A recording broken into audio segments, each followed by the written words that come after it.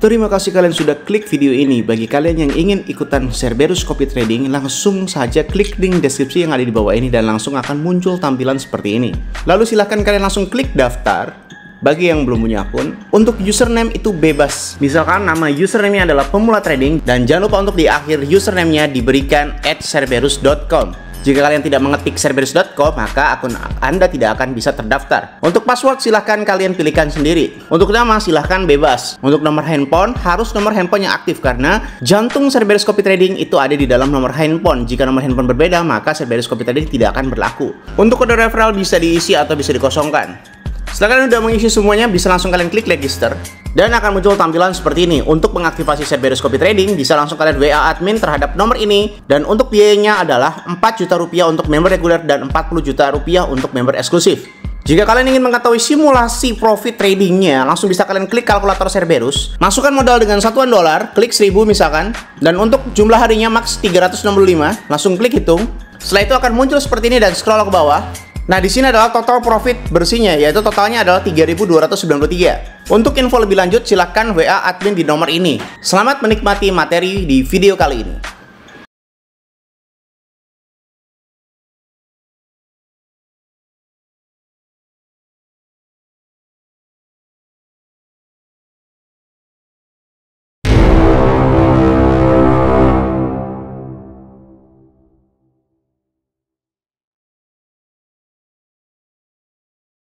Salam traders, balik lagi sama saya di Firmansyah di channel ESG.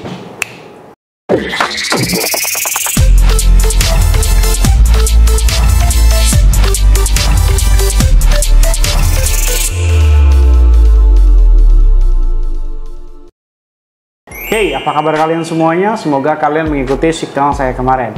Signal gratisan kemarin atau signal gratis dari saya itu saya mendeklarasikan bahwasanya Bitcoin akan rebound ke area 80.000, lebih tepatnya di video ini. Nah, tapi di sini sama-sama adanya instan eksekusi guys ya. Tinggal lebih kosong ke area 80.000 ya. Ini nih ada tembok kecil di area 80.000 sampai ke 86.000. Kayaknya tetap ya kita harus ambil open posisi long. Jadi di dalam video ini saya akan deklarasikan kita akan ambil open posisi long di area 78.000 dan area kepala 77.000 dan take profit di area 80 ribuan. Oke, sekali lagi 78.000 di 77.000 kita take profit di area 80 ribuan. Before CPA itu biasanya akan naik ke area 80.000. Biasa kayak gitu. Oke, itu ya. Itu membuktikan bahwasanya kemarin Bitcoin itu menyentuh area sekitar 74.000 untuk low-nya dan back to ke area 80.000 sesuai dengan pernyataan saya di dalam video yang kemarin itu. Sekali lagi analisis saya benar kembali.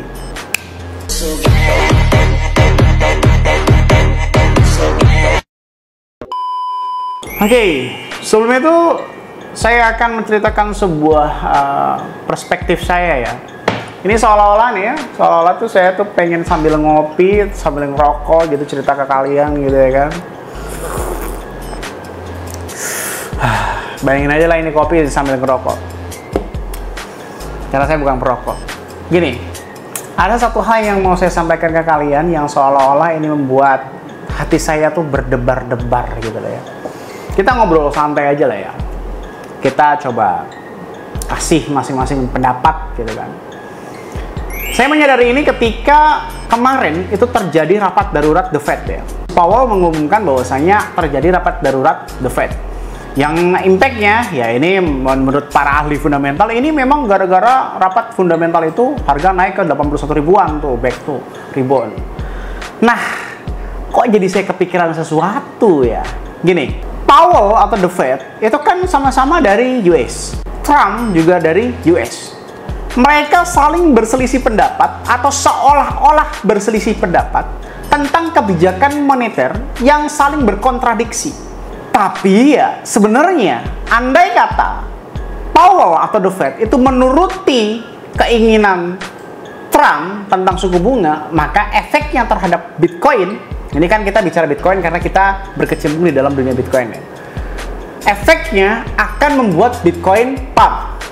Itu satu poin dulu yang harus kalian pahami sebelum memahami barrier-barrier yang ada, manipulasi yang ada di dalam dunia ini. Satu poin.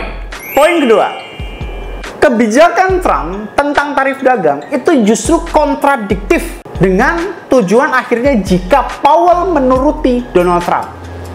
Ingat, poin 1 adalah jika Powell atau The Fed menuruti permintaan suku bunga dari Donald Trump, maka efeknya terhadap Bitcoin akan naik. Kita tidak bicara efek universal ya, kita hanya bicara tentang Bitcoin. Tapi The Fed masih menahan sampai detik ini. Yang kemarin dirumorkan tentang rapat suku bunga ternyata tentang lain gitu kan. Di prank gitu ya. Tapi itu justru clue-nya. Kedua itu tadi kontradiktif ya. Powell kalau menuruti permintaan Trump, Bitcoin akan naik. Tetapi kebijakan Trump itu justru menurunkan harga Bitcoin secara signifikan dari area 100.000 ke 74.000. Jangan-jangan dari 2 poin di atas ini memang sebuah rekayasa yang dibentuk dan direka ulang sedemikian rupa seolah-olah mereka itu sedang berkontradiksi antara perbedaan pendapat yang sama-sama di Amerika Serikat mengakibatkan kekacauan yang memang pada akhirnya tujuannya adalah membeli Bitcoin secara benar-benar murah. Jangan lupa, di beberapa bulan yang lalu Trump mendeklarasikan bahwasanya mereka akan membeli Bitcoin dengan cara lain. Cara lainnya itu masih tanda tanya, ya. Masih kita bertanya-tanya bagaimanakah cara lain Donald Trump kalau tidak memberikan sebuah keputusan yang seolah-olah Michael Saylor kan bilang ya, Michael Saylor itu yang punya MicroStrategy ya, bilang bahwasanya Powell atau Trump harus secara rutin membeli Bitcoin, tapi Trump senyum dengan cara lain aja, maka dari itu waktu itu langsung dump kan. Nah, bisa jadi ini adalah cara lainnya. Cara lain yang dimaksud Donald Trump adalah membuat kepanikan dan fear di seluruh dunia tentang kebijakan tarif dagang dan kebijakan entah apa lagi ya nanti. Sehingga efeknya akan terjadi chaos di mana-mana. Dolar naik ya hingga nyampe sekarang 17.000 ya. Terjadi chaos dan terjadi benar-benar berantakan semuanya tentang ekonomi dunia sehingga mengakibatkan Bitcoin itu akan kehilangan nilai secara singkat. Ya contohnya dari 100.000 ke 74.000 kan itu udah cukup drastis ya, penurunan 25%. Oke. Bisa jadi ini dalam sedang-damnya diturunkan seturun-turunnya hingga di bawah 50.000, bisa jadi. Dan sebenarnya kemarin itu kita bukan di prank sama Powell atau The Fed.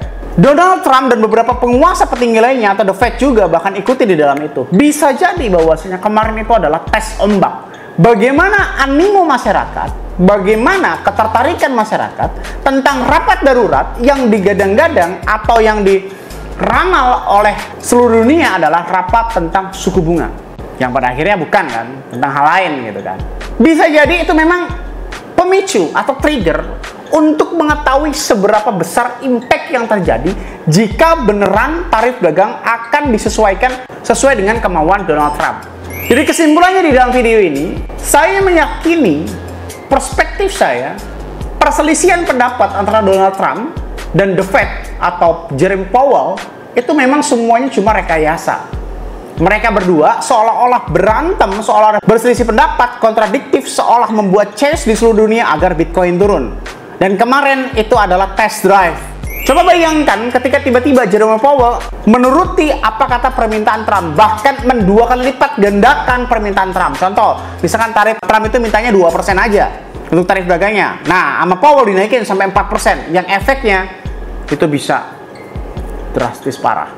Dan sekarang pihak Trump atau pihak Amerika Serikat itu sedang mengumpulkan Bitcoin sebanyak-banyaknya sebelum mendengungkan berita positif. Asal kalian tahu ya, beberapa bulan terakhir ini itu hampir semuanya adalah bad news. Tidak ada good news sama sekali. Semuanya cuma bullshit. Semuanya cuma bullshit atau prank dan sebagainya. Bisa jadi itu adalah semuanya test drive. Di saat semuanya orang udah panik, maka tiba-tiba Donald Trump akan sepakat dengan The Fed atau Powell akan mewujudkan permintaan Donald Trump, bahkan mengkali lipat gandakan permintaan Donald Trump. Yang efeknya akan boom, Bitcoin akan terbang tinggi. Lalu akan terjadi FOMO. Begitulah seterusnya. Begitulah seterusnya yang terjadi di dalam dunia ini. Seperti yang kemarin bahwasanya semua influencer pada bilang bahwasanya Bitcoin akan buran 100.000, 200.000, 300.000, tiba-tiba duar. Dan hanya saya yang memberikan warning bahwa saya Bitcoin akan down di area 70.000 atau bahkan 50.000. Semua orang membuli. Sekarang apa? Semua orang yang bilang buran, sekarang semuanya sok-sokan pada bilang Bitcoin akan bearish, udah masuk bearish dan sebagainya. Saya sekarang mengatakan kebalikan. Semua bearish ini, semua dump ini bisa jadi hanyalah manipulatif antara selisih paham Powell dan Trump yang mengakibatkan chaos seluruh dunia. Dan pada saat chaos terjadi, semua panic sell Bitcoin terjadi, tiba-tiba akan didengungkan berita yang sangat-sangat positif. Bahkan berita itu tidak akan pernah kita bayangkan sebelumnya. Contoh sekarang kan kita lagi ngebayangin berita bunga aja gitu, suku bunga aja yang positif untuk Bitcoin. Bisa jadi nanti akan ada berita yang super duper positif terjadi, yang akan membuat Bitcoin akan tiba-tiba fly to the moon di area sekitar 100.000 ke atas. Langsung tuh semua influencer dan pengikut kiblat kalian yang salah itu bilang bahwa oh, Bitcoin udah masuk versi bullish lagi. Ini bukan mereka yang aneh, kalian yang terlalu naif. Kalian terlalu naif dan mengikuti influencer yang berkata ambigu, dan melupakan influencer seperti channel ini yang mengatakan bahwasanya bertolak belakang dengan ombak yang sedang terjadi. Jadi intinya di video ini apa bang? Intinya saya mengingatkan bahwasanya semakin fear berita yang ada di dalam seluruh dunia, maka akan semakin good berita yang akan terjadi. Semakin good berita yang terjadi di dunia, maka akan semakin bad news atau fear yang bakal terjadi. Contohnya udah ada, udah sering. Kalau yang mempertanyakan bahwasanya oh jangan menangkap pisau yang terbalik, pisau yang jatuh pakai gimana, lu udah berapa cycle main di Bitcoin? Ya, lu udah berapa cycle main di Bitcoin? Kemarin kemana aja yang waktu lu bilang bahwasanya Bitcoin bakal tembus ke 200.000, tiba-tiba dump, sekarang ngapain lu? Nyangkut di harga 110.000. Bingung kan? Nah, maka dari itu sekarang jangan gaya-gayaan nih. Mentang-mentang Bitcoin sampai ke 74.000, jangan sekali-sekali kalian untuk mengambil leverage dengan leverage tinggi. Mau short, mau long, ikutin aja. Dance with the market. Kalau kalian nggak mau ribet, ikutan Cerberus saja. Kalian akan paham betapa pentingnya money management agar menjaga kewarasan otak kita dalam menghadapi market Bitcoin saat ini. Jadi inti video ini apa bang? Yang pertama, signal saya udah benar ke 80 ribuan. Lalu signal selanjutnya apa bang? Sekarang ini tanggal 8 April. Ya, tanggal 8 April. 2 hari lagi akan terjadi pengumuman CPI. Dan biasanya before CPI terjadi akan terjadi pump. Saya akan tetap ambil open posisi di area 78 ribuan dan 77 ribuan. Dan akan take profit di area kepala 81 ribuan. Oke? Sekali lagi, saya akan ambil open posisi long di area 78 dan 77 dan akan ambil TP di area 81 ribuan. Atau bahkan saya bisa open posisi long sekarang juga, tergantung situasi dan kondisi. Sekali lagi, before CPI itu biasanya akan terjadi kebalikan. Forecast CPI adalah turun. Karena forecast CPI ada turun, biasanya diakumulatif ke atasin dulu. Kalau forecast CPI tiba-tiba naik, biasanya bakal ada dump terlebih dahulu. Tetapi tidak menutup kemungkinan The Fed atau Powell akan mengumumkan sesuatu yang bisa membuat kita deg-degan parah, ya itu ya. Maka dari itu, sekali lagi, jangan gunakan leverage besar, jangan terlalu mengambil buru-buru hukum average, jangan terlalu kalian greedy untuk men-take profit. Cukup take profit 3-5% di era yang begini. Tapi kalau nggak mau ribet, join Cerberus aja bro. Oke? Semoga bermanfaat video kali ini yang saya sampaikan. Jangan lupa klik like, komen, dan subscribe. Logikanya nih, kalau kalian nggak subscribe, ngapain saya buat video lagi? Dan share ke teman kalian, agar teman kalian tahu apa yang kalian tahu. Saya Andi Firmansyah, use your logic, dan salam traders.